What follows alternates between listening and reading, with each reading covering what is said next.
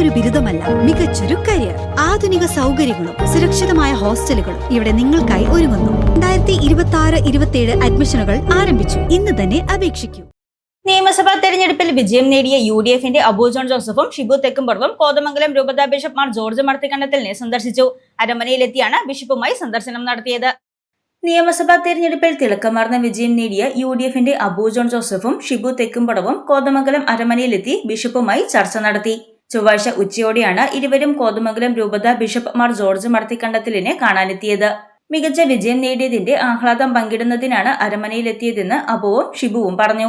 ആലുവ മൂന്നാർ രാജപാത, വന്യമൃഗശല്യം തുടങ്ങിയ സാമൂഹിക വിഷയങ്ങളിൽ ശക്തമായ ഇടപെടൽ വേണമെന്ന നിർദ്ദേശം ബിഷപ്പ് ഉന്നയിച്ചുവെന്നും സന്ദർശനത്തിന് ശേഷം ഇരുവരും പറഞ്ഞു.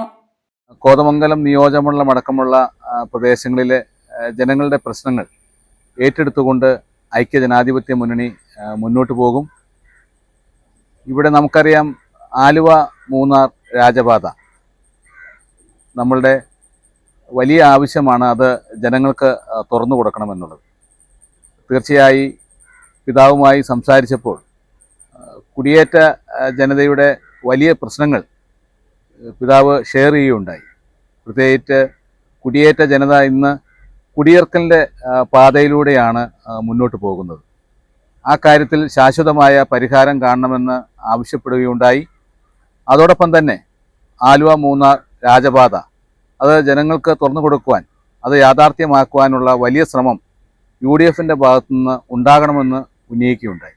തീർച്ചയായും ഈ കാര്യങ്ങളിലൊക്കെ ഐക്യജനാധിപത്യ മുന്നണിയുടെ ഒപ്പം നിന്നുകൊണ്ട് PJ ജോസഫ് സാറിൻ്റെ നേതൃത്വത്തിൽ നമ്മളുടെ കേരള കോൺഗ്രസ് പ്രസ്ഥാനവും ശക്തമായി ഈ ആവശ്യങ്ങൾ നേടിയെടുക്കുന്നതിന് വേണ്ടി മുന്നോട്ട് പോകുമെന്ന് പിതാവിനെ അറിയിച്ചിട്ടുണ്ട്.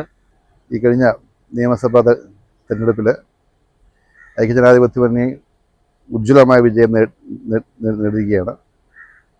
പ്രത്യേകിച്ച് കേരള കോൺഗ്രസ് പാർട്ടി മത്സരിച്ച 8 സീറ്റിൽ 7 സീറ്റും വിജയിച്ചു. കോതമംഗലത്തെ പിതാവിനെ വന്ന് കണ്ട് വിജയാഹ്ലാദം പങ്കുവയ്ക്കുവാനും അനുഗ്രഹങ്ങൾ വാങ്ങിക്കുവാനുമാണ് ഇന്നിവിടെ വന്നത്. കോതമംഗലത്തിൻ്റെ ബഹുമാന്യനായ നിയുക്ത MLA ശ്രീ ഷിബു തെക്കുംപുറവും ഇന്നിവിടെ ഉണ്ട്. തീർച്ചയായിട്ടും മുന്നോട്ടുള്ള വർഷങ്ങളിൽ എല്ലാ ജനവിഭാഗങ്ങളുടെയും വിഷയങ്ങൾ ഏറ്റെടുത്തുകൊണ്ട് ജനനന്മയ്ക്ക് ഉതകുന്ന രീതിയിലുള്ള പ്രവർത്തനമായിട്ട് മുന്നോട്ട് പോകണമെന്ന ഒരു ഉപദേശമാണ് പിതാവ് തന്നത്. തീർച്ചയായിട്ടും വലിയ ദൈവാനുഗ്രഹം ഈ തവണ UDFനൊപ്പം ഉണ്ടായിരുന്നു. News desk Muvattupuzha news. എന്റെ കാഴ്ചയ്ക്ക് ചില ബുദ്ധിമുട്ടുകൾ അനുഭവപ്പെടാൻ തുടങ്ങിയത് ഈയിടെയാ. ആദ്യം ടെൻഷനായി. മകളാ പറഞ്ഞത് അഹല്യയിൽ പോകാൻ. അഹല്യയ്ക്ക് 30 വർഷത്തെ പാരമ്പര്യവും വിശ്വസ്തതയുമുണ്ട്. അഹല്യയിലെ വിദഗ്ധരായ ഡോക്ടർമാരുടെ ചികിത്സ കൊണ്ട് എനിക്ക് എന്റെ കാഴ്ചശക്തി പൂർണ്ണമായും തിരിച്ചു കിട്ടി. ഇപ്പൊ എനിക്ക് ഈസിയായി വായിക്കാം.